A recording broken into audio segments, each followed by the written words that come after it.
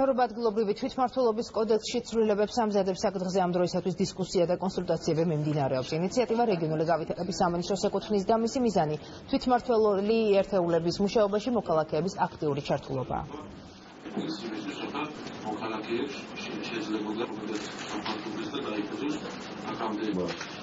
მომზადდა ერთი კარის ახალი რედაქცია, თვითმმართველობის კოდექსის კარის ახალი რედაქცია, სადაც სხვა ფორმებია გათვალისწინებული, რათა მოქალაქეება უფრო აქტიური მონაწილეობა მიიღონ მუნიციპალიტეტის საქმიანობაში. მათ შორის სოფლის კრებები, მათ შორის პეტიციის გაგზავნის წესი, მათ შორის სამოქალაქო მრჩეველთა საბჭოები, ინფორმაციის საჯაროობა, რაც საშუალებას მისცემს მოქალაქეებს, რომ უფრო აქტიური მონაწილეობა მიიღონ საბიუჯეტო პროცესში, იმ საკითხებში, რომელიც ამა თუ იმ დასახლების, ამა თუ იმ სოფლის საჭიროა და საკითხია. საკითხი არის ძალიან მნიშვნელოვანი. მე ერთ-ერთი ავტორი გახლდით ამ პროექტისა, რომელიც სოფლის საზოგადოებრივი თვითმმართველობის თაობაზე ცვლილებებს გულისხმობდა, ეს იმასთან ახლოს არის.